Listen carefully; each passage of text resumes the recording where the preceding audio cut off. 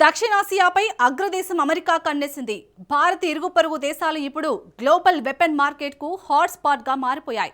ఈ ప్రాంతంలో భారీగా ఆయుధాలను కుమ్మరించేందుకు అమెరికా రెడీ మాస్టర్ ప్లాన్ వేసింది. ప్రధానంగా భారత్ బంగ్లాదేశ్పై వాషింగ్టన్ కన్నేసింది. రష్యాతో భారత్ బంధాన్ని, చైనాతో బంగ్లాదేశ్ డిఫెన్స్ లింక్ను తెంచేందుకు అమెరికా భారీ ప్లాన్లనే వేస్తోంది.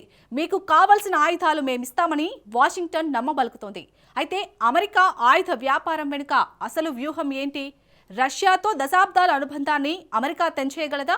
చైనాను అడ్డం పెట్టుకుని బంగ్లాను అమెరికా బెదిరిస్తుందా? డొనాల్డ్ ట్రంప్ నమ్మదగిన భాగస్వామ్యేనా?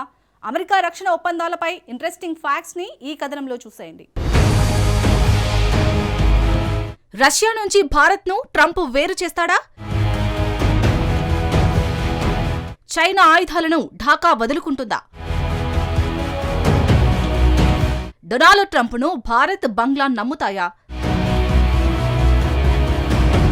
భారత్ పొరుగు దేశాలు ఇప్పుడు హాట్ స్పాట్లుగా మారాయి. ఆయుధాలను అమ్మాలనుకునే దేశాలకు ఇది సరైన మార్కెట్ గా ఎదుగుతుంది. ఈ మార్కెట్ ను క్యాష్ చేసుకోవడానికి ఓ దేశం తెగ ప్రయత్నాలు చేస్తుంది. ఆ దేశం మరేదో కాదు, అగ్రదేశం అమెరికానే.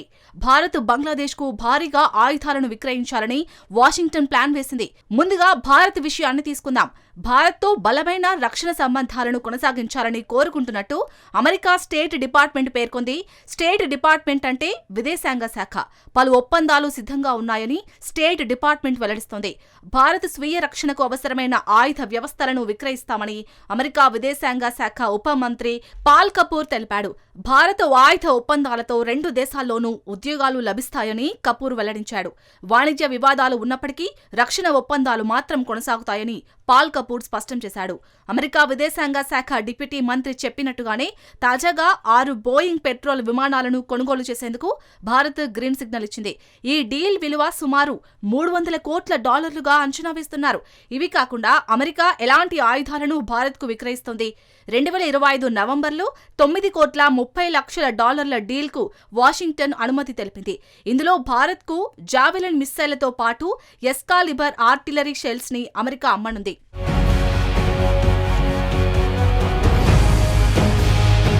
ఆ తర్వాత 2025 డిసెంబర్లో భారత్ 3 అపాచీ అటాక్ హెలికాప్టర్లను అందుకుంది. నిజానికి ఈ అపాచీ హెలికాప్టర్ల డీల్ 2020లో కుదిరింది. మొదటి 3 అపాచీ హెలికాప్టర్లు 2025 ప్రారంభంలో అమెరికా డెలివరీ చేసింది. 2025 డిసెంబర్లో మిగిలిన 3 అపాచీలను భారత్కు వాషింగ్టన్ ఎగుమతి చేసింది. భారత్ కొనుగోలు చేసిన మరో కీలకమైన అమెరికా ఆయుధం MQ-9 కిల్లర్ డ్రోన్. $350 కోట్ల అమెరికా నుంచి 31 MQ-9 కిల్లర్ డ్రోన్లను భారత్ కొనుగోలు చేసింది. ఈ డ్రోన్లను 2031 నాటికి అమెరికా డెలివరీ చేయనుంది. ఇవే కాకుండా బోయింగ్ గ్లోబ్ మాస్టర్ వంటి అమెరికన్ ట్రాన్స్పోర్ట్ విమానాలను కూడా భారత్ కొంటోంది. ఈ గణాంకాలను చూస్తే భారత్, అమెరికా మధ్య రక్షణ వాణిజ్యం భారీగా పెరుగుతోంది. 2007 నుంచి 2012 మధ్య కాలంలో భారత ఆయుధ దిగుమతుల్లో అమెరికా వాటా కేవలం 3% ఉండేది. 2019 నుంచి 2024 మధ్యకాలంలో ఆ వాటా ఏకంగా 13% పెరిగింది. అంటే అమెరికా నుంచి ఆయుధ దిగుమతులు భారత్ 4 రెట్లకు పెంచేసింది. అదే సమయంలో భారత్లో రష్యా ఆయుధ దిగుమతుల వాటా పడిపోయింది. 2007 నుంచి 2012 మధ్యకాలంలో భారత ఆయుధ దిగుమతుల్లో రష్యా వాటా 78% ఉండేది. ఇప్పుడు ఆ రష్యా ఆయుధ వాటా 36%కి పడిపోయింది. ఇప్పుడు భారత్కు అత్యధికంగా ఆయుధాలు సరఫరా చేసే దేశాల జాబితాలో రష్యా, ఫ్రాన్స్ తర్వాత అమెరికా 3వ స్థానానికి చేరుకుంది. ఈ రక్షణ బంధం భారత్, అమెరికాకు ఎంతో కీలకం కాబోతోంది. గత అక్టోబర్లో ఇరు దేశాల మధ్య వాణిజ్య ఉద్రిక్తతలు తారాస్థాయికి చేరాయి. అయినప్పటికీ 10 ఏళ్ల కాల పరిమితితో డిఫెన్స్ రోడ్ మ్యాప్ ఒప్పందంపై అమెరికా, భారత్ సంతకాలు చేశాయి. అమెరికా దృష్టిలో చూస్తే తమ రక్షణ రంగంలో పెట్టుబడులను సుస్థిరం చేసుకోవడానికి భారత్ చక్కటి అవకాశం. అదే సమయంలో భారత్, రష్యా మధ్య దూరాన్ని పెంచేందుకు కూడా ఇది అమెరికాకు దొరికిన చక్కటి ఛాన్స్ గా చెప్పవచ్చు. ఇక భారత్ విషయానికొస్తే ఆయుధాల కోసం పూర్తిగా రష్యాపైనే ఆధారపడితే ఇబ్బందులు తప్పవు. అందుకే ఆయుధ వనరుల కోసం డిఫరెంట్ ప్లేయర్లను భారత్ ఎంచుకుంటుంది.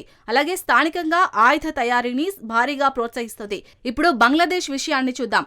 ఇప్పటి వరకు ఢాకా ఎక్కువగా డ్రాగన్ కంట్రీ ఆయుధాలను కొనుగోలు చేసేది. 2002 నుంచి ఢాకాకు 72% ఆయుధాలను బీజింగ్ సరఫరా చేసింది. ప్రస్తుతం చైనా, ఐరన్ బ్రదర్ పాకిస్తాన్తో కూడా ఆయుధాల కొనుగోలుకు బంగ్లాదేశ్ చర్చలు జరుపుతోంది. పాకిస్తాన్, చైనా కలిసి తయారు చేసిన JF-17 థండర్ జెట్స్ పై ఢాకా కన్నేసింది. అయితే పాకిస్తాన్ యుద్ధ విమానాల కోసం బంగ్లాదేశ్ చర్చలు జరపడంపై అగ్రదేశం అమెరికా ఆగ్రహంగా ఉంది. దక్షిణాసియాలో చైనా ప్రభావం పెరుగుతుందని బంగ్లాదేశ్లోని అమెరికా రాయబారి క్రిస్టిన్సన్ ఆందోళన వ్యక్తం చేశాడు. చైనాతో అంటకాగితే బంగ్లాకు ఇబ్బందులు తప్పవని హెచ్చరించాడు. బంగ్లాకు అవసరమైన ఆయుధాలు అమెరికా ఇస్తుందని క్రిస్టిన్సన్ తెలిపాడు.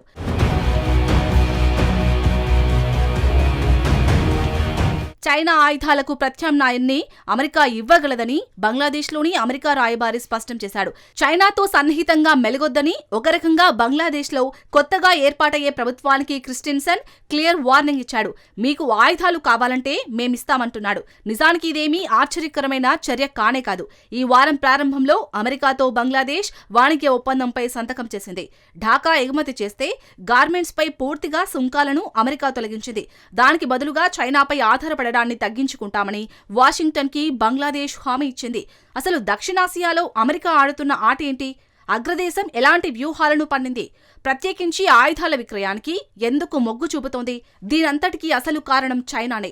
ఎందుకంటే బంగ్లాదేశ్లో పాతుకుపోవడానికి చైనా తీవ్ర ప్రయత్నాలు చేస్తుంది. బంగాళాఖాతాన్ని వాడుకోవడానికి బంగ్లాదేశ్ను వినియోగించుకోవాలని చైనా ప్లాన్ వేసింది. అదే సమయంలో భారత్కు చైనా వ్యూహాత్మక శత్రువు. అందుకే రెండు మార్కెట్లలో పాగా వేయాలని అమెరికా వ్యూహాలను పన్నుతోంది. భారత్, బంగ్లాదేశ్లకు ఆయుధాలను విక్రయించేందుకు అమెరికా రెడీగా ఉంది. ఢిల్లీ, ఢాకాతో సుదీర్ఘ సంబంధాలను నెలకొల్పేందుకు వాషింగ్టన్ యత్నిస్తోంది. కానీ ఇక్కడ రెండు సవాళ్లు ఉన్నాయి. మొదటి సవాల్ ఆయుధాల ఖరీదు. ప్రస్తుతం బంగ్లాదేశ్ అత్యల్ప అభివృద్ధి చెందిన దేశాల జాబితాలో ఉంది.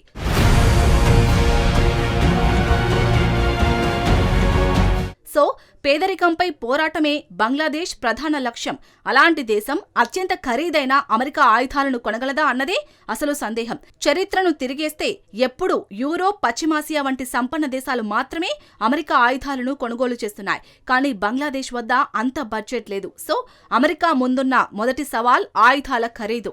ఇక రెండో సవాల్ ఏంటంటే విశ్వసనీయత. ఇది భారత్ను కూడా ఆందోళన పెడుతున్న అంశం విశ్వసనీయత. అటు రాజకీయంగా, ఇటు వ్యూహాత్మకంగా అగ్రదేశాన్ని ఎంతవరకు నమ్మచ్చు అనేదే అతిపెద్ద ప్రశ్న. ఒకసారి అమెరికాతో భారత్ చేసుకున్న జెట్ ఇంజన్ డీల్నే చూడండి. తేజస్ యుద్ధ విమానాల కోసం అమెరికాకు చెందిన జనరల్ ఎలక్ట్రిక్ సంస్థ నుంచి జెట్ ఇంజన్ల కోసం భారత్ ఒప్పందం చేసుకుంది. కానీ షెడ్యూల్కి మించి భారీ ఆలస్యంగా ఇంజన్లను ఎగుమతి చేసింది. ఆ ఇంజన్లే లేకపోతే యుద్ధ విమానాలను సరఫరా చేయడం అసాధ్యం. తేజస్ యుద్ధ విమానాల ఆలస్యానికి ఇది ప్రధాన కారణం. రాజకీయంగా కూడా ఇలాంటి పరిస్థితులే నెలకొన్నాయి. అమెరికా అధ్యక్షుడు డొనాల్డ్ ట్రంప్ ఒక అస్థిరమైన భాగస్వామిగా మారాడు. తాజాగా ట్రంప్ ఎలాంటి వ్యాఖ్యలు చేశాడో చూడండి. భారత్, పాకిస్తాన్ మధ్య జరిగిన సంఘర్షణను తానే ఆపేశానని ట్రంప్ మరోసారి వాదించాడు. గతేడాది సంఘర్షణలో సుమారు 10 యుద్ధ విమానాలు కూలిపోయినట్టు ట్రంప్ చెప్పుకొచ్చాడు. తాను 8 యుద్ధాలను ఆపానని, అందులో 6 యుద్ధాలను సుంకాలు వేస్తానని బెదిరించే ఆపినట్టు ట్రంప్ చెప్పుకొచ్చాడు. అందులో భారత్, పాకిస్తాన్ సంఘర్షణ కూడా ఉందన్నాడు. తాను ఈ సంఘర్షణను ఆపకపోయి ఉంటే అణుయుద్ధంగా మారేదని ట్రంప్ వాదించాడు. యుద్ధాన్ని ఆపడంలో ఎలాంటి పాత్ర లేని ట్రంప్ ఇలాంటి వ్యాఖ్యలు చేస్తుంటే ఎలా నమ్మేది? ఒప్పందాల విషయంలో ట్రంప్ నమ్మకంగా ఉంటాడన్న గ్యారంటీ ఏంటి? తన ఫస్ట్ టర్మ్లో కూడా మిత్ర దేశాలను ట్రంప్ ఏమాత్రం పట్టించుకోలేదు. మొదట అఫ్ఘాన్లోని పౌర ప్రభుత్వాన్ని, ఆ తర్వాత సిరియాలోని కుర్దీష్ పోరాట యోధులను ట్రంప్ గాలికొదిలేశాడు. ఇప్పుడు సెకండ్ టర్మ్లో యుక్రెయిన్ని ట్రంప్ వదిలేశాడు. మరి బంగ్లాదేశ్ విషయంలో ట్రంప్ మాట మీద నిలబడతాడన్న నమ్మకమేంటి? వాషింగ్టన్ ఒత్తిడి చేస్తే భారత్ ఏమాత్రం తలవంచదు. ఎందుకంటే ఢిల్లీకి తనదైన వ్యూహాత్మక వెసులుబాటు ఉంది. మంచి ఒప్పందం అనుకుంటే భారత్ అంగీకరిస్తుంది. లేదంటే ఖచ్చితంగా ఢిల్లీ ఎదురుదాడి చేస్తుంది.